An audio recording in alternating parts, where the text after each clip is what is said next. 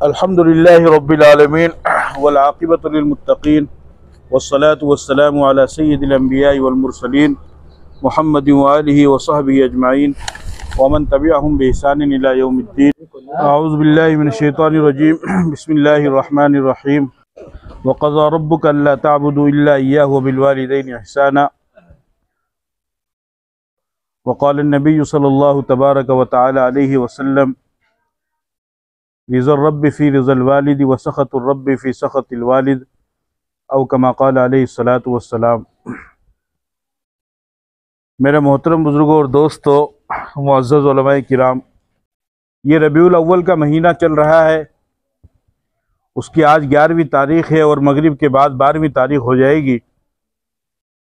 इस रबीउल अव्वल के महीने में पीर के दिन तमाम उलमा का इस बात पर इत्तिफ़ाक़ है कि अल्लाह के नबी सल्लल्लाहु अलैहि वसल्लम दुनिया में तशरीफ़ लाए और तशरीफ़ ले भी गए। यानी आपकी विलादत भी इसी महीने में हुई और आपकी वफ़ात भी इसी महीने में हुई। जब दुनिया के अंदर घटाटोप अंधेरा छा चुका था, कुफ्र का और शिर्क का, तारीकी का, और हर तरफ जुल्म और ज़्यादती होने लगी थी। कोई किसी के हक़ को ना पहचानने वाला था, ना जानने वाला था, ना अदा करने वाला था, और हर गुनाह अपने उरूज पर था, हर बुराई अपने उरूज पर थी। कत्ल व गारत गिरी, शराब नोशी, ज़िनाखोरी, औरतों को ज़िंदा दरगोर करना, बच्चियों को ज़िंदा दरगोर करना, और मामूली सी बातों पर लड़ाई और झगड़े को तूल देना और उसे लंबे वक्त तक चलाते रहना। यानी ऐसा बदतरीन दौर और ऐसा बदतरीन ज़माना था कि उसे कुरान ने ज़माने जाहिलियत कहा है। जबकि अगर आप तारीख़ का मुताला करेंगे तो आपको मालूम होगा कि नबी पाक सल्लल्लाहु अलैहि वसल्लम की आमद से पहले जो ज़माना था, उस ज़माने में भी बुराई उरूज पर थी, गुनाह उरूज पर थे। लेकिन उस ज़माने में से किसी भी ज़माने को ज़माने जाहिलियत नहीं कहा गया है। लेकिन हज़रत ईसा अलैहिस्सलातु वस्सलाम के दुनिया से तशरीफ़ ले जाने के बाद 600 साल के बाद अल्लाह के नबी दुनिया में तशरीफ़ लाए। हज़रत ईसा अलैहिस्सलाम के जाने के बाद 600 साल के दरमियान का जो अरसा है, और ख़ास तौर पर विलादत नबुव्वत से पहले का जो अरसा है करीब का, वो तो इंतहाई जुल्म व सितम का ज़माना था। इसलिए उसको ज़माने जाहिलियत कहा गया है। नबी पाक सल्लल्लाहु अलैहि वसल्लम को अल्लाह ताला ने उस ज़माने में, उस दौर में, उस माहौल में और उस इलाक़े में मबूस फरमाया। आप अलैहिस्सलातु वस्सलाम दुनिया के अंदर तशरीफ़ लाए और आपने उन तमाम बुराइयों का ख़ात्मा फरमाया, और वो जो आपसी रंजिश थी और आपसी जो खलफशार था और आपसी जो तनाव था, उन तमाम चीज़ों को आपने ख़त्म फरमाया और लोगों को अल्लाह वहदहु ला शरीक लहू की इबादत पर आमादा किया, और लोगों को दीगर माबूदान बातिला को छोड़कर एक माबूद की इबादत करने के लिए तलकीन की और आपने इसकी दावत दी। चुनांचे आप अलैहिस्सलातु वस्सलाम दुनिया में तशरीफ़ लाए, और तशरीफ़ लाने के बाद आपने अपने अखलाक के ज़रिए से, अपने आला किरदार के ज़रिए से, अपने कैरेक्टर के ज़रिए से लोगों के अंदर दीन इस्लाम को दाखिल फरमाया। चुनांचे 40 साल की उम्र में आपको नबूवत मिली और 63 साल की उम्र में आपकी वफ़ात हुई। 23 साल का अरसा आपका नबूवत का गुज़रा है। इस 23 साल के अरसे में ऐसा अजीम इनकलाब आपने बर्पा किया कि कायनात की तारीख़ में कभी इससे पहले किसी ने ऐसा इनकलाब बर्पा नहीं किया, और क़यामत तक कोई दूसरा कर भी नहीं सकता है। कि जो लोग आपस में एक दूसरे के खून के प्यासे थे, जो लोग एक दूसरे को मारने वाले थे, एक दूसरे को कत्ल करने वाले थे, एक दूसरे को देखना गवारा नहीं था, एक दूसरे से बात करना गवारा नहीं था, जब पैगंबर दुनिया के अंदर तशरीफ़ लाए, उन्होंने पैगंबर की दावत को कबूल किया, कलीमा पढ़ा, और वो जब मुहम्मदुर रसूलुल्लाह की ग़ुलामी में आए, आपके दामन को थामा, कुरान को अपने सीने से लगाया, तो फिर वो आप पर जान निछावर करने वाले बन गए। मक्का की तारीख़ को आप पढ़िए कि मक्का के अंदर वो लोग थे कि जिन्होंने आपके ऊपर थूका, आपको गालियाँ दी, आपके ऊपर पत्थर बरसाए, आपको ताने दिए, आपके ऊपर लानत मलामतें उन्होंने की। लेकिन जब उन्होंने कलमा पढ़ा तो फिर उनकी हालत ये हुई कि वो आपके थूक को भी ज़मीन पर गिरने नहीं देते थे, बल्कि आपके थूक को भी ले करके अपने जिस्म पर मल लिया करते थे। ऐसा अजीम इनकलाब आपने बर्पा किया, और सिर्फ 23 साल के अरसे में, सिर्फ 23 साल के अरसे में तकरीबन 1,24,000 सहाबा किराम को अल्लाह के नबी सल्लल्लाहु अलैहि वसल्लम ने दामन नबूवत से शामिल फरमाया, और 1,24,000 सहाबा किराम ईमान के अंदर दाखिल हुए और इस्लाम के अंदर दाखिल हुए।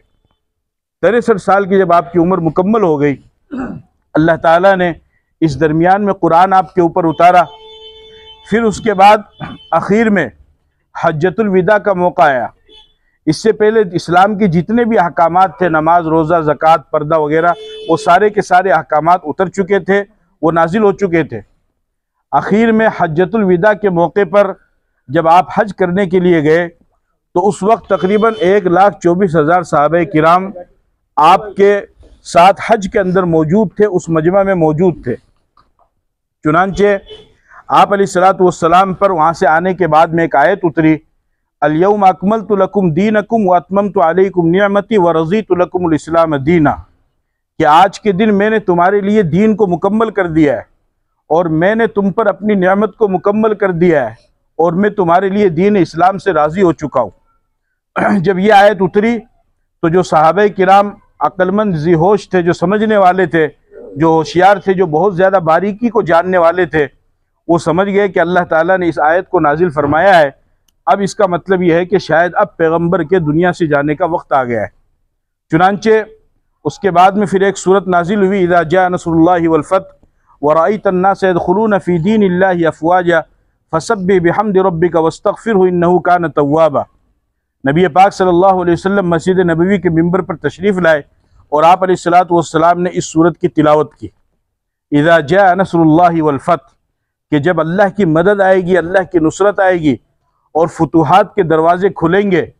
व रअयत अन्नास यदखुलून फी दीनिल्लाहि अफ़वाजा, और फरमाया कि ए नबी जी, आप लोगों को देखोगे कि लोग जोक दर जोक और फौज दर फौज बहुत बड़ी तादाद में, बहुत कसीर तादाद में लोग इस्लाम के अंदर दाखिल हो रहे होंगे और हो गए हैं। फसब्बिह बिहम्दि रब्बिका वस्तगफिर, तो अब आपका काम यह है कि आप अपने रब की हम्द बयान कीजिए, आप अपने रब की तस्बीह बयान कीजिए, इस्तिग़फ़ार कीजिए, जिसको हमारी ज़बान में यूँ कहते हैं कि अब आप अल्लाह अल्लाह कीजिए, इन्नहु कान तव्वाबा। जब आप अलैहिस्सलातु वस्सलाम ने इस सूरत की तिलावत फरमाई तो तमाम सहाबा किराम खुश हुए कि अल्लाह रब्बुल इज़्ज़त ने इस सूरत के अंदर बहुत बड़ी तादाद के अंदर लोगों के इस्लाम में दाखिल होने की बशारत दी है। लेकिन एक सहाबी जो राजदार नबूवत था, जो नबूवत की एक एक अल्फाज की बारीकी को जानने वाला और समझने वाला था, जब उन्होंने इस बात को सुना और इस आयत को सुना और अल्लाह के नबी ने इसकी तिलावत फरमाई, तो वो मस्जिद नबवी के कोने में बैठ करके रोने लगे, और वो थे अबू बकर सिद्दीक रज़ी अल्लाह ताला अन्हु। लोगों ने उनसे कहा कि आप क्यों रो रहे हैं? अल्लाह ताला ने तो अपने नबी पर एक ऐसी आयत नाजिल फरमाई है कि जो हमारे लिए खुशी का ज़रिया है, खुशी का बाइस है कि बड़ी तादाद में लोग इस्लाम में दाखिल होंगे। हज़रत अबू बकर सिद्दीक रज़ी अल्लाह ताला अन्हु ने फरमाया कि तुमने इस पर तो गौर कर लिया, लेकिन इसके बाद की जो आयतें हैं उसके ऊपर तुमने गौर नहीं किया। और मेरा ये मानना है कि इस आयत के अंदर, इस सूरत के अंदर अल्लाह रब्बुल इज़्ज़त ने अपने नबी को अपने पास बुलाने का इशारा दिया है। और वो कैसे फरमाया, फसब्बिह बिहम्दि रब्बिका वस्तगफिर, कि अल्लाह ताला फरमा रहे हैं कि ए नबी जी, जिस मिशन को और जिस पैगाम को लेकर के हमने दुनिया में आपको भेजा था, आपने अपना वो मिशन, अपना वो पैगाम मुकम्मल कर लिया है, लिहाजा आप तस्बीह बयान कीजिए। इसका मतलब यह है कि अब अल्लाह के नबी के दुनिया से जाने का वक्त आ गया है। चुनांचे अल्लाह के नबी सल्लल्लाहु अलैहि वसल्लम ने इरशाद फरमाया कि अल्लाह रब्बुल इज़्ज़त ने अपने एक बंदे को दो इख्तियार दिए हैं। एक इख्तियार ये दिया है कि वो बंदा चाहे तो दुनिया के अंदर हमेशा के लिए रह ले, और दूसरा इख्तियार ये दिया है कि अगर वो बंदा चाहे तो अल्लाह के पास में आ जाए। लेकिन अल्लाह के उस बंदे ने उस दूसरे इख्तियार को इख्तियार किया है और अल्लाह के पास जाने को उसने कबूल और मंजूर किया है। अबू बकर सिद्दीक रज़ी अल्लाह ताला अन्हु ने फरमाया कि वो बंदा कोई और नहीं, मुहम्मदुर रसूलुल्लाह है। इसलिए कि उनके अलावा कायनात के अंदर दूसरा कोई ऐसा बंदा है ही नहीं कि जिसके लिए इजाज़त तलब की जाए और जिससे पूछा जाए, जिससे सवाल किया जाए जिससे मालूम किया जाए, जिसको इख्तियार दिया जाए कि आप दुनिया से आना चाहते हैं या नहीं चाहते हैं। किसी को भी ना इजाज़त दी जाएगी, ना इख्तियार दिया जाएगा, ना उससे मालूम किया जाएगा, ना उससे पता किया जाएगा। सिर्फ अल्लाह के नबी की ज़ात ऐसी है कि जिनसे पूछा गया है कि आप दुनिया में रहना चाहते हैं या फिर हमारे पास में आना चाहते हैं। चुनांचे आप अलैहिस्सलातु वस्सलाम एक जनाजे की नमाज़ पढ़ा करके वापस आए तो आपके सर में दर्द शुरू हुआ और वो दर्द दिन ब दिन बढ़ता गया, जिसकी वजह से आप अलैहिस्सलातु वस्सलाम ने कुछ दिन नमाज़ें पढ़ाई, फिर उसके बाद आपने नमाज़ें पढ़ानी बंद कर दी। जुमेरात के दिन से लेकर के पीर की सुबह तक तकरीबन 17 नमाज़ें हज़रत अबू बकर सिद्दीक़ रज़ी अल्लाह ताला अन्हु ने पढ़ाई। आप अलैहिस्सलातु वस्सलाम बीमार थे, मगरिब के बाद थोड़ा सा इफाक़ा हुआ तो ईशा के वक्त ऐसा महसूस हुआ कि आपको थोड़ा इफाक़ा हुआ है और शायद थोड़ी ताकत आई है। आधी रात का वक्त गुजर गया तो आप अलैहिस्सलातु वस्सलाम ने अपनी चहीती बीवी उम्मुल मोमिनीन हज़रत आयशा सिद्दीक़ा रज़ी अल्लाह ताला अन्हा से पूछा कि लोगों ने नमाज़ पढ़ ली है? उन्होंने फरमाया कि नहीं, लोग तो आपके इंतज़ार में बैठे हुए हैं, उन्होंने नमाज नहीं पढ़ी है। चुनांचे आप अलैहिस्सलातु वस्सलाम ने फरमाया मुरू अबा बकरिन फलयुसल्ली बिन्नास, कि अबू बकर को कहो कि वो लोगों को नमाज पढ़ाए। हज़रत आयशा ने फरमाया कि या रसूल अल्लाह, हज़रत उमर को बोल दीजिए, इसलिए कि अबू बकर बहुत रकीकुल क़ल्ब है, बहुत नरम दिल है, वो नमाज नहीं पढ़ा पाएंगे और वो आपके मुसल्ले पर, आपकी जगह पर वो खड़े भी नहीं हो पाएंगे। उन्होंने जब इनकार किया तो अल्लाह के नबी सल्लल्लाहु अलैहि वसल्लम ने इरशाद फरमाया, बुखारी की रिवायत है कि अल्लाह ताला ने मुझे मना कर दिया है इस बात से कि अबू बकर के अलावा मैं किसी और को इमाम बनाऊं। अल्लाह की तरफ से मुझे इजाज़त ही नहीं मिल रही है। जब अल्लाह की तरफ से मुझे इजाज़त ही नहीं मिल रही है तो मैं अबू बकर के अलावा और किसी का नाम कैसे ले दूं? और इसमें इशारा भी था इस तरफ कि जो आपकी ज़िंदगी में आपके मुसल्ले पर खड़ा होगा, आपकी दुनिया से जाने के बाद खिलाफत का हकदार भी वही होगा। तो ये बहुत सारे लोग जो कहते हैं कि हज़रत अली खिलाफत के हकदार थे, उनको यहीं पर यह बात समझ लेनी चाहिए कि अगर हज़रत अली खिलाफत के हकदार होते तो पैगम्बर अपनी ज़िंदगी में उनको मुसल्ले के ऊपर खड़ा करते। बहरहाल उन्होंने नमाज़ पढ़ाई, फिर फजर के वक्त में अल्लाह के नबी सल्लल्लाहु अलैहि वसल्लम ने दीदार किया, लोगों को देखा, नमाज़ पढ़ाई, फिर वो बेहोश हो गए। फिर बहरहाल ये सिलसिला आगे चलता रहा। आप अलैहिस्सलातु वस्सलाम ने इरशाद फरमाया कि मुझे ऐसा महसूस, मुझे जहर, खैबर के मौके पर जो जहर दिया गया था उस जहर का असर मुझे महसूस हो रहा है। जंग खैबर के मौके पर एक यहूदिया औरत ने अल्लाह के नबी को खाने में जहर मिला करके दिया और एक सहाबी आपके साथ में शामिल थे। तो सहाबी ने तो वो एक लुकमा खा लिया जिसकी वजह से जहर अंदर गया और उसका वहीं पर इंतकाल हो गया। अल्लाह के नबी सल्लल्लाहु अलैहि वसल्लम ने हल्का सा लुकमा अपनी ज़बान पर रखा, फ़ौरन हज़रत जिब्राइल आए और आकर के उन्होंने बताया कि या रसूल अल्लाह, इस यहूदिया औरत ने इस खाने में जहर मिलाया, आप इसको मत खाइए। चुनांचे फ़ौरन आपने उस लुकमे को बाहर निकाला, लेकिन उस जहर का असर अंदर चला गया था, लुकमा तो नहीं गया था, उस जहर का असर अंदर चला गया था। आप अलैहिस्सलातु वस्सलाम ने उस यहूदिया औरत से पूछा कि तुमने ये काम क्यों किया? तुमने हमारी दावत भी की, हमारे लिए खाना भी पकाया, फिर ऊपर से तुमने इसमें जहर मिला दिया। तो उसने कहा कि मैंने अपनी किताब के अंदर ये बात पढ़ी थी कि जो आखिरी नबी होगा, अगर आप सच्चे नबी होंगे तो अल्लाह ताला वही के ज़रिए से आपको बता देगा कि ये इस खाने के अंदर जहर मिला हुआ है, और अगर आप झूठे नबी होंगे तो आपके पास ना वही आएगी ना फरिश्ता आएगा, आप भी ख़त्म हो जाएंगे और हमारा भी मामला क्लियर हो जाएगा। लेकिन अल्लाह ताला ने आपको वही के ज़रिए से बता दिया है, इसका मतलब यह है कि आप सच्चे नबी हैं। तो आप अलैहिस्सलातु वस्सलाम ने फरमाया कि उस यहूदिया औरत ने जो जहर मिलाया था खाने में, उस खाने का जहर आज भी मुझे महसूस हो रहा है। इसलिए उलमा किराम फरमाते हैं कि आप अलैहिस्सलातु वस्सलाम की मौत शहादत वाली मौत हुई, इसलिए कि हदीस के अंदर आता है कि जहर की वजह से अगर कोई मर जाता है तो उसको भी शहीद का दर्जा दिया जाता है। बीमारी में कोई मरता है तो उसको भी शहीद का दर्जा दिया जाता है। इसी तरीके से दीवार से गिर करके कोई मरता है उसको भी शहीद का दर्जा, जानबूझ करके नहीं, अनजान में। जानबूझ करके अगर मरेगा तब तो खुदकुशी हो गई, उसको सुसाइड बोलते हैं, वो तो जायज़ नहीं, वो तो इस्लाम में हराम है। लेकिन अगर वैसे कोई मर जाता है, इसलिए उलमा फरमाते हैं कि शहादत की मौत अल्लाह ताला ने आपको अता फरमाई है। चुनांचे आपने हज़रत आयशा सिद्दीक़ा रज़ी अल्लाह ताला अन्हा से फरमाया कि कपड़े पर पानी मारो और पानी मार करके मेरे माथे पर रखो, शायद कि बुखार की शिद्दत कम हो। फिर आपने हज़रत आयशा रज़ी अल्लाह ताला अन्हा से ये भी फरमाया कि मिसवाक लो, मिसवाक को चबाया और मिसवाक को चबा करके हज़रत आयशा ने आपको दिया और आपने उससे मिसवाक की। आखिर वक्त में चूँकि आपकी ज़िंदगी के अंदर 9 बीवियाँ थी, तो आप अलैहिस्सलातु वस्सलाम ने आखिर वक्त में उनसे इजाज़त ली और फरमाया कि मैं ये चाहता हूँ कि मैं अपनी ज़िंदगी के आखिरी अय्याम हज़रत आयशा के हुजरे में गुजारूँ। तो उन्होंने इजाज़त दे दी, तो आप वहीं पर रहे। फिर उसके बाद में जब पीर का दिन आया, तो पीर के दिन सुबह फजर की नमाज के बाद अबू बकर सिद्दीक़ रज़ियल्लाहु ताला अन्हु ने आपका हाल मालूम किया और सहाबा ने मालूम किया तो बताया गया कि सब ठीक है। इस दरमियान में हज़रत फ़ातिमा रज़ियल्लाहु ताला अन्हा से अल्लाह के नबी सल्लल्लाहु अलैहि वसल्लम ने बात की तो पहले तो हज़रत फ़ातिमा रोने लगी, फिर उसके बाद हंसने लगी। चुनांचे उनसे बाद में पूछा गया तो फिर उन्होंने इसका जवाब दिया। बहरहाल सुबह इशराक के वक्त में, चाश्त के वक्त में हज़रत जिब्राइल अलैहिस्सलातु वस्सलाम तशरीफ़ लाए मलकुल मौत के साथ में और दरवाज़ा खटखटाया और हज़रत जिब्राइल ने फरमाया कि या रसूल अल्लाह, मौत का फ़रिश्ता दरवाज़े पर खड़ा है, अगर आप इजाज़त देंगे तो ये अंदर आएगा और अगर आप इजाज़त नहीं देंगे तो ये अंदर नहीं आएगा, और ये इजाज़त सिर्फ़ आपके लिए है, आपके अलावा किसी के लिए भी नहीं है। और तो जब वो आए, अंदर तशरीफ़ लाए तो आप अलैहिस्सलातु वस्सलाम ने फरमाया अल्लाहुम्मा रफ़ीक़ल आला, कि अल्लाह अब मैं तेरे पास में आना चाहता हूँ। चुनांचे इस वक्त पीर के दिन रबीउल अव्वल की 12 तारीख को, जो आज मगरिब के बाद में हो जाएगी, 12 रबीउल अव्वल को आप अलैहिस्सलातु वस्सलाम दुनिया से तशरीफ़ ले गए।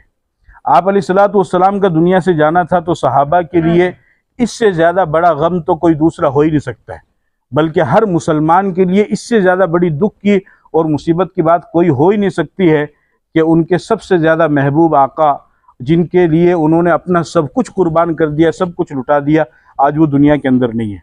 चुनांचे सहाबा को पता चला तो धाड़े मार मार करके उन्होंने रोना शुरू किया, औरतों ने रोना शुरू किया। हज़रत अबू बकर सिद्दीक़, किसी को कुछ होश ही नहीं था। हज़रत उमर रज़ियल्लाहु ताला अन्हु को जब मालूम हुआ तो उन्होंने फरमाया कि ख़बरदार, कोई किसी ने भी अगर ये कहा कि मोहम्मद दुनिया से जा चुके हैं तो मैं तलवार से उसको कत्ल कर दूंगा। मोहम्मद दुनिया से गए नहीं है, वो अल्लाह के पास में गए हैं, जिस तरह मूसा अलैहिस्सलाम बात करने के लिए जाते थे और वो वापस आएंगे। अबू बकर सिद्दीक़ रज़ियल्लाहु ताला अन्हु को जब पता चला तो वो आए और उन्होंने आपके चेहरे पर से कपड़ा हटाया और फिर एक जुमला कहा, वाह खलीला वाह नबिया, के अल्लाह के नबी, ए हमारे दोस्त, ए अल्लाह के दोस्त, ला यजमउल्लाहु अलैका मौततैन अबदा, अल्लाह ताला आपके ऊपर कभी भी मौत को जमा नहीं करेगा। फरमाया तिब्त हय्यन व मय्यतन, आपका आना भी मुबारक था, आपका दुनिया से जाना भी मुबारक है। फिर हज़रत अबू बकर सिद्दीक़ रज़ियल्लाहु ताला अन्हु ने एक खुतबा दिया और लोगों को संभाला। फरमाया मन कान याबुदु मुहम्मदन फ़इन्न मुहम्मदन क़द मात व मन कान याबुदुल्लाह फ़इन्नल्लाह हय्युन ला यमूत, कि ए लोगो, जो अल्लाह की इबादत करते थे वो अल्लाह कल भी ज़िंदा था, वो अल्लाह आज भी ज़िंदा है, और जो मोहम्मद का जहाँ तक मसला है तो वो अल्लाह के नबी थे और अल्लाह के बंदे थे, आज वो दुनिया से जा चुके हैं। फिर कुरान की आयत तिलावत फरमाई, वमा मुहम्मदुन इल्ला रसूल क़द खलत मिन क़ब्लिहि रुसुल अफ़इन मात अव क़ुतिला इंक़लबतुम अला अक़ाबिकुम व मन यनक़लिब अला अक़िबैहि फ़लन यज़ुरल्लाह शैया, कि जिस तरीके से पहले अम्बिया दुनिया के अंदर आए, अपना वक्त पूरा करके वो भी दुनिया से चले गए, उसी तरीके से मोहम्मद भी दुनिया के अंदर आए, आज वो भी अपनी ज़िंदगी के 60 साल पूरे करके वो भी दुनिया से जा चुके हैं। फरमाया इन्नका मय्यितुन व इन्नहुम मय्यितून, कि जिस तरीके से ये दुनिया से जा रहे हैं उस तरीके से नबी जी एक वक्त आएगा कि आप भी दुनिया से तशरीफ़ ले जाएंगे।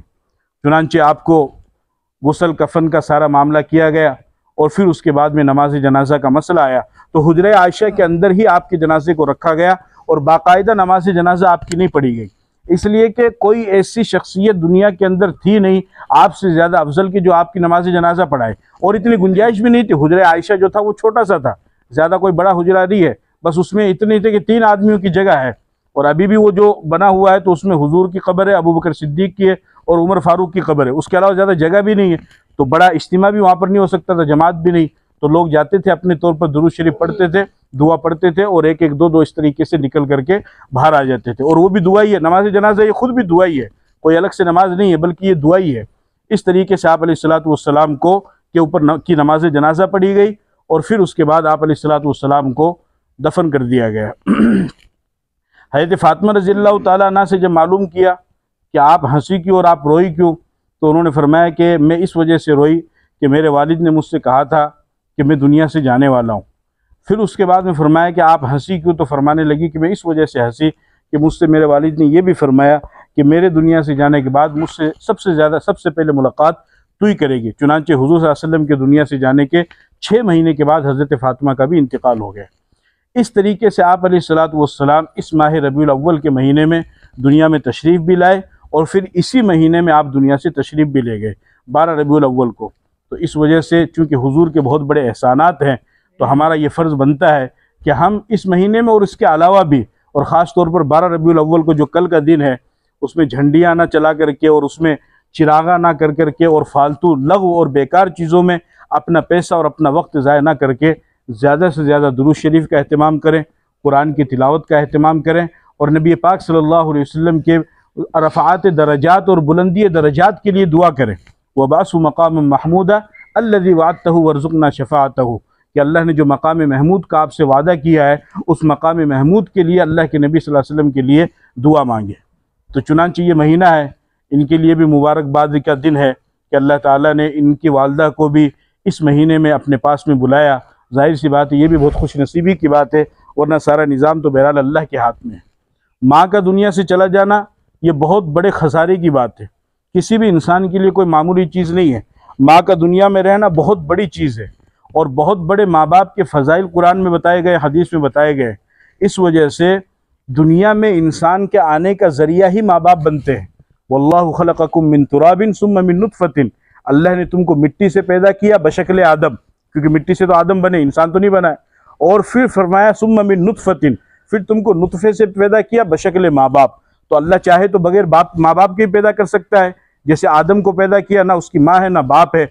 और अल्लाह चाहे तो बगैर बाप के भी पैदा कर सकता है, जैसे ईसा अलैहिस्सलाम को पैदा किया कि उनके बाप ही नहीं है। लेकिन अल्लाह ने निज़ाम अपना ये बनाया है कि माँ बाप के ज़रिए से अल्लाह इंसान को दुनिया में लेकर के आता है, तो इस वजह से उसकी फजीलत भी बहुत बड़ी बयान फरमाई।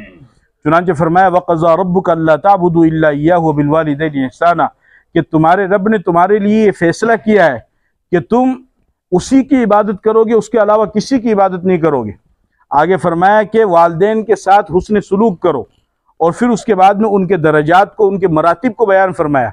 इम्मा यबलुगन्ना इंदकल किबर अहदुहुमा औ किलाहुमा फला तकुल लहुमा उफ़्फ़िन वला तनहरहुमा वकुल लहुमा क़ौलन करीमा, कि अगर तुम्हारे माँ बाप बुढ़ापे को पहुँच जाए या उन दोनों में से कोई एक बुढ़ापे को पहुँच जाए तो तुम उफ़ ना कहो, तुम उनको झिड़को नहीं, बल्कि उनसे प्यार और मोहब्बत से और आराम से बात करो।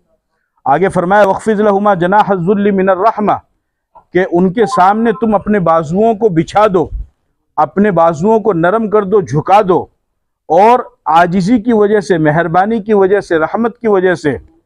और आप अंदाज़ा लगाइए कि माँ बाप की फजीलत इतनी ज़्यादा है कि अल्लाह रब्बुल इज़्ज़त ने कुरान करीम में खुद सिखाया और बताया कि अगर तुम्हारे माँ बाप दुनिया से चले जाए तो तुम्हें दुआ इस तरीके से करनी है।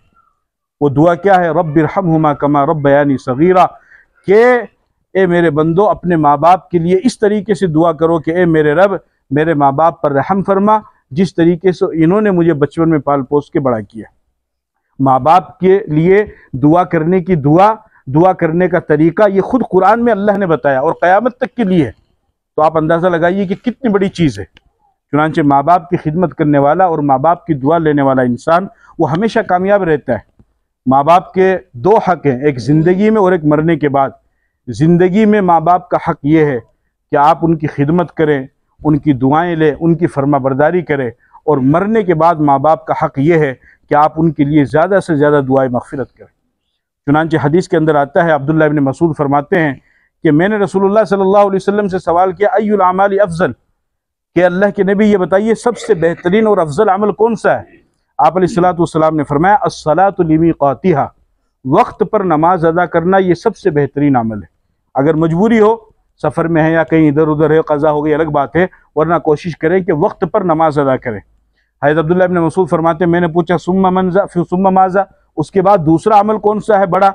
आप अलैहिस्सलातु वस्सलाम ने फरमाया बिर्रुल वालिदैन, उसके बाद दूसरे नंबर पर माँ बाप के साथ हुस्न सलूक करना ये सबसे बड़ा अमल है। यानी अल्लाह ताला को बहुत ही ज़्यादा महबूब है। हदीस के अंदर आता है आज हर इंसान इस बात की तमन्ना में रहता है, कोशिश में रहता है कि मैं ये जानना चाहता हूँ कि मेरा रब मुझसे राज़ी है या नहीं। हदीस में इसका तरीका पैगम्बर ने बयान किया, इसको जाँचने का, इसको परखने का तरीका पैगम्बर ने बताया। आप अलैहिस्सलातु वस्सलाम ने फरमाया रिज़ल रब्बी फ़ी रिज़ल वालिद व सख़तुर रब्बी फ़ी सख़तिल वालिद, कि अगर तुम ये देखना चाहते हो कि तुम्हारा रब तुमसे राज़ी है या नहीं, तो फिर तुम अपने माँ बाप को देखो। अगर तुम्हारे माँ बाप तुमसे राज़ी है तो तुम्हारा खुदा भी तुमसे राज़ी, और अगर तुम्हारे माँ बाप तुमसे नाराज़ हैं तो तुम्हारा खुदा भी तुमसे नाराज़। आपने उसकी फजीलत बयान फरमाई है। फरमाया अल जन्नतु तहत अक़दामिल उम्महात, कि जन्नत माँ के पाँव के नीचे अल्लाह ताला ने रखी है, कि जो माँ की खिदमत करेगा, माँ की दुआएं लेगा, अल्लाह ताला उसको हमेशा कामयाब फरमाएंगे।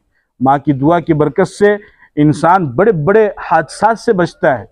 माँ वो समुंदर है कि जिसकी पैमाइश को, जिसकी गहराई को और जिसकी चौड़ाई की कोई पैमाइश ही नहीं कर सकता है।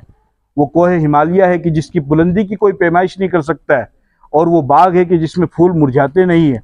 माँ के बगैर तो घर पूरा कब्रिस्तान होता है, और माँ के बगैर तो घर कब्रिस्तान है। माँ के बगैर तो घर घर है ही नहीं। कि जब भी इंसान बाहर निकलता है और इंसान बाहर जाता है, ना जाने कितने बड़े बड़े हादसात से इंसान बचता है।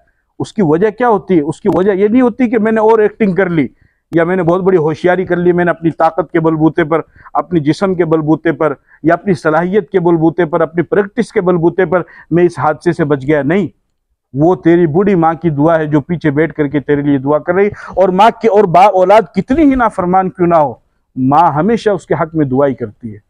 खुश नसीब है वो लोग कि जिनकी माँ जिंदा है, जो उनसे दुआ ले सकते हैं। जिनकी माँ जिंदा नहीं, आप उनसे पूछिए कि माँ क्या चीज़ होती है, क्या अनमोल हीरा होता है, उसका अंदाज़ा आप नहीं लगा सकते।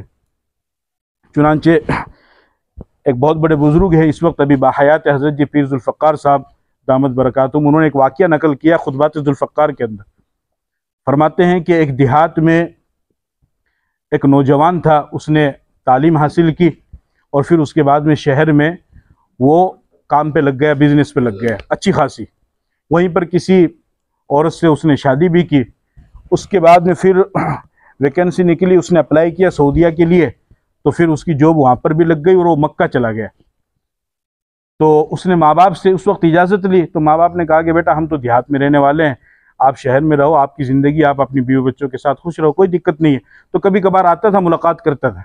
फिर उसके बाद जब मक्का चला गया तो उस ज़माने में टेलीफोन का तो कोई मसला था ही नहीं, कोई हाजी जाता उम्रा करने वाला, कोई ख़त दे दिया या कोई रिकॉर्डिंग भेज दी, ये टाइम ये चलता था कैसेट के ज़रिए से। फिर वो भी बंद। 13 साल तक मक्का में रहा और 13 मरतबा हज किए। और जब जब हज करने के लिए जाता, लगातार 3 दिन ख्वाब में एक शख्स आता और आकर के सिर्फ एक ही बात कहता कि तेरा हज कबूल नहीं होगा। 13 मरतबा हज किए और 13वें मरतबा उस शख्स ने आकर के ख्वाब में ये कहा। जब 13वीं मरतबा ये बात हुई तो उसने किसी अल्लाह वाले से मालूम किया, तो अल्लाह वाले सारी चीज़ों को जान जाते हैं, तो वो पूरी सूरत हाल को समझ गए।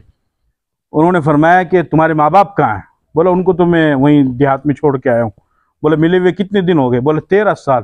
बोले 13 साल से तुम यहाँ पर आकर पड़े हो, कभी उनसे बातचीत भी नहीं, मुलाकात भी नहीं की? बोला जाओ पहले जाकर के उनका हाल मालूम करो, उसके बाद में यहाँ पर हज करना। अपने माँ बाप को नाराज़ करके किस खुदा को राज़ी करने के लिए आए हो? वही अगर राज़ी नहीं तो ये खुदा भी राज़ी नहीं होगा, उनको तो राज़ी करो। वो समझ गया बीवी फिर आएँ बाएँ करने लगी, उसको धमकाया। जब सीरियस तरीके से उसको तो खामोश हो गई। वहाँ से चला आया, अपने शहर में पहुँचा, अपने गांव में आया। अब डरा हुआ सहमा हुआ एक 10 साल का छोटा सा बच्चा मिला। उससे पूछा कि भाई फुला मियाँ रहते थे, फुला बूढ़ा बूढ़ी रहते थे, वो जिंदा है या? तो वो 10 साल का बच्चा, देखो अल्लाह कैसे जरिया बनाता है। उस 10 साल के बच्चे ने कहा कि हाँ वो एक बूढ़ा था, उसका तो 6 महीने पहले इंतकाल हो गया। अब उसकी एक बुढ़िया माँ है बेचारी, वो खाट पर पड़ी हुई, उसको फालिज हो गया है, वो हवा जो लग जाती है, तो वो बेचारी खाट पे पड़ी हुई है। और हमने ये सुना है कि उसका एक बेटा था, पता नहीं कैसा मनहूस और बदबख्त बेटा है कि वो मक्का और सऊदीया कमाने के लिए गया हुआ, आज 13 साल हो गए, आज तक वो मिलने के लिए नहीं है। उसको ये मालूम नहीं कि ये वही शख्स है। चुनांचे आप अंदाज़ा लगाइए कि 13 साल माँ बाप को छोड़ करके इस तरीके से रहने वाला। चुनांचे वो आया, दरवाज़ा में दाखिल हुआ, दरवाज़ा खोला तो वो सोच रहा था ना जाने में अगर पूछूंगा, इजाज़त लूँगा तो माँ भगा देगी, धुतकार देगी, धक्का दे देगी, बोलेगी तू तो 13 साल तक बीवी बच्चों के अंदर मशगूल हो गया, मेरी तुझे फिक्र ही नहीं रही। लेकिन बहरहाल वो आहिस्ता आहिस्ता से करीब आया। करीब में आकर के उसने देखा कि माँ यानी उसको फालिज पड़ा हुआ और आँख की रोशनाई भी चली गई और खाट से लगी हुई है, और लेकिन वो अपनी ज़बान से कुछ बड़बड़ा रही, कुछ बोल रही है। वो करीब आया तो उसने देखा कि दुआ मांग रही, और वो दुआ क्या मांग रही थी? वो दुआ ये मांग रही थी कि अल्लाह मेरा खाविन तो दुनिया से चला गया, 6 महीने हो गए, मेरी खिदमत करने वाला कोई नहीं है, मेरे बेटे को आज 13 साल हो गए मक्का गए हुए, आज तक वो आया नहीं है, उसको खैरियत से मेरे पास पहुंचा देना ताकि मुझे कोई महरम कब्र में उतारने वाला मौजूद रहे। तुम्हारी बात 13 साल के बाद भी माँ क्या कह रही है पड़ी हुई खाट के अंदर कि मेरे बेटे को खैरियत से पहुंचाना, ए अल्लाह ताकि मेरे को कब्र में कोई महरम उतारने वाला मौजूद रहे। अगर मेरा बेटा भी नहीं आएगा तो फिर गैर महरम मुझे कब्र में उतारेगी। तो ये माँ होती है कि इंसान कितना ही जालिम, अच्छों से तो हर कोई अच्छाई करता है, लेकिन बुरों से अच्छाई कोई कर ले। किसी इंसान ने कत्ल कर दिया तो जाहिर सी बात है कत्ल करना बहुत बड़ा गुनाह और कातिल बहुत बड़ा मुजरिम है, लेकिन जब माँ को उसके सामने लाया जाएगा तो माँ का तो बेटा है ना, माँ का तो वो बेटा है, वो उसके कत्ल को बाद में देखेगी। उसकी जो मादर शफकत मादरी है वो पहले उभर करके सामने आई। तो माँ के साथ सिला रहमी करना, माँ वो इंसान की नहीं जानवरों की हो तब भी अगर उसके साथ भी कोई हुस्न सलूक करता है तो उसका अच्छा सिला मिलता है। चुनांचे एक सहाबी ने देखा कि एक घोंसला है, उस घोंसले में एक चिड़िया का बच्चा है, उस चिड़िया के बच्चे को उठाया और लेकर के आ गए। जब वो चलने लगे तो उनके साथ में एक चिड़िया और आई, एक चिड़िया और उनके साथ में आई और वो उनके पीछे होली, लेकिन वो कुछ समझ नहीं पाए। जब नहीं समझ पाए तो वो चिड़िया उनके कंधे पर बैठ गई और फिर उनके साथ आ गई। सहाबा की आदत थी कि कोई भी वाकया पेश आता तो फौरन अल्लाह के नबी को बताया करते थे। चुनांचे वो साहबी अल्लाह के नबी की खिदमत में हाजिर हुए और हाजिर होने के बाद उन्होंने सारा वाकया सुनाया।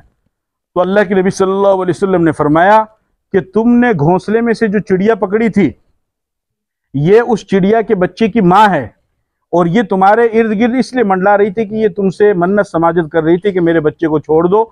जब तुम उसको नहीं समझे, तुमने उसके बच्चे को नहीं छोड़ा, तो ये तुम्हारे कंधे के ऊपर आकर के बैठ गई और ये बताना चाहती थी कि अगर मेरा बच्चा आज़ाद नहीं है तो मैं भी आज़ाद रह करके क्या करूँगी, लिहाजा अगर तू मेरे बच्चे को कैद करता है तो मुझे भी कैद कर ले। तो आप अलैहिस्सलातु वस्सलाम ने फरमाया कि जाओ और घोंसले में इस चिड़िया को और इसकी माँ को छोड़ करके आओ। तो यानी माँ तो बहरहाल माँ ही होती है, उसका तो अंदाज़ा नहीं लगाया जा सकता है। चुनांचे आप देखिए नासिरुद्दीन सिबुक्तगीन एक बहुत बड़ा बादशाह गुजरा है, अल्लाह वाला था, वैसे तो गुलाम था वो एक मर्तबा अपने ऊंट पर जा रहा है सफ़र करता हुआ। उसने देखा जंगल में एक हिरनी का बच्चा है, उस हिरनी के बच्चे को पकड़ा और अपने साथ ले जाने लगा। पीछे से हिरनी की माँ आई, हिरन की, उसने देखा कि मेरे बच्चे को लेके जा रहा है तो वो भी उसके पीछे हो ली। तो उसने वो आवाज़ निकाल रही, उसने मुड़ करके देखा तो उसकी आंखों से आंसू निकल रहे हैं और आसमान की तरफ उसने नज़र कर रखी है। फिर उसके बाद उन्होंने तब भी नहीं छोड़ा, तो फिर उसके बाद में वो उनके सामने आ गई और यूं अपने सर को झुका दिया। तो सिबुक्तगीन को रहम आ गया, उसने फ़ौरन उसके बच्चे को छोड़ दिया। उसी रात ख्वाब में जब वो सोया तो ख्वाब में अल्लाह के नबी सल्लल्लाहु अलैहि वसल्लम की ज़ियारत हुई और फरमाया कि सिबुक्तगीन तूने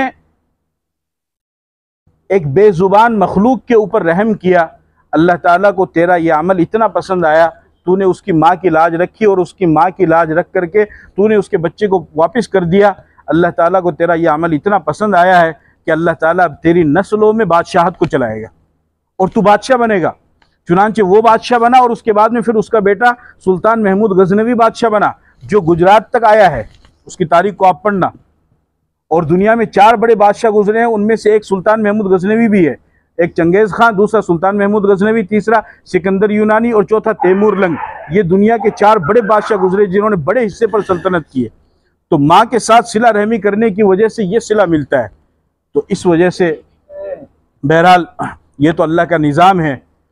तो अब मैं आखिर में एक हदीस सुनाकर अपनी बात ख़त्म करता हूँ कि अल्लाह के नबी सल्लल्लाहु अलैहि वसल्लम ने फरमाया इन्ना अबर्रल बिर्रि अन यसिल रजुल अहली वुद्दि अबीही, कि नेकियों में से एक नेकी ये भी है कि इंसान अपने मरहूम के रिश्तेदारों के साथ, ताल्लुकात वालों के साथ में सिला रहमी करे, हुस्न सलूक करे।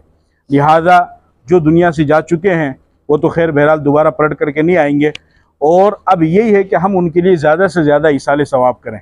बाज़ दफ़ा ऐसा होता है कि इंसान अपने माँ बाप का नाफरमान होता है, लेकिन दुनिया से जाने के बाद वो अपने माँ बाप के लिए खूब दुआ करता है, खूब दुआ करता है, इतनी दुआ करता है, इतनी दुआ करता है, यहाँ तक कि अल्लाह ताला उस नाफरमान बेटे को कल क़यामत के दिन फर्माबरदार बेटों में शामिल फरमा देंगे। तो अपने माँ बाप के लिए ज़िंदगी में उसका हक़ ये है कि हम उनकी खिदमत करें, और दुनिया से जाने के बाद उनका हक़ ये है कि हम उनके लिए ज़्यादा से ज़्यादा दुआ करें। इसका फ़ायदा भी होता है नफली अमाल के ज़रिए से, नफली नमाज है, नफली रोज़ा है, तिलावत, ज़िक्र, तस्बीह, सदका, खैरात, गरीबों की मदद करना, मस्जिद में ताउन करना, मदरसों में ताउन करना, ये जितनी भी चीज़ें हैं अगर आप इसाले सवाब के लिए करेंगे तो हमारा अहले सुन्नत वल जमात का अक़ीदा है कि इसाले सवाब की नीयत से कोई भी अमल किया जाए तो अल्लाह ताला अपने फ़ज़ल व करम से मरहूम को उसका सवाब पहुँचा देते हैं। तो बहरहाल ये एक बहुत बड़ा खसारा है जो हुआ है, लेकिन हम चूँकि मुसलमान हैं और हम तकदीर पर ईमान लाते हैं, तो लिहाजा जो भी अल्लाह का फ़ैसला है वो अल्लाह ही बेहतर जानता है और ये अल्लाह का निज़ाम है। लिहाजा मैं अहल खाना से भी और ख़ास तौर पर हाजी जाफ़र साहब से, इनके भाई हाजी शब्बीर साहब से, उन तमाम से ये दरख्वास्त करूँगा कि आप हज़रात अपनी वालदा के लिए ज़्यादा से ज़्यादा दुआ करें, सदका खैरात करें और सब्र जमील करें। जितना ज़्यादा आप सब्र करेंगे तो सब्र करने की वजह से अल्लाह ताला उनके मकाम को और उनके दर्जात को और भी ज़्यादा बुलंद फरमाएंगे। अल्लाह ताला अमल की तौफ़ीक़ अता फ़रमाए। व आखिरु दावाना अल्हम्दुलिल्लाहि रब्बिल आलमीन।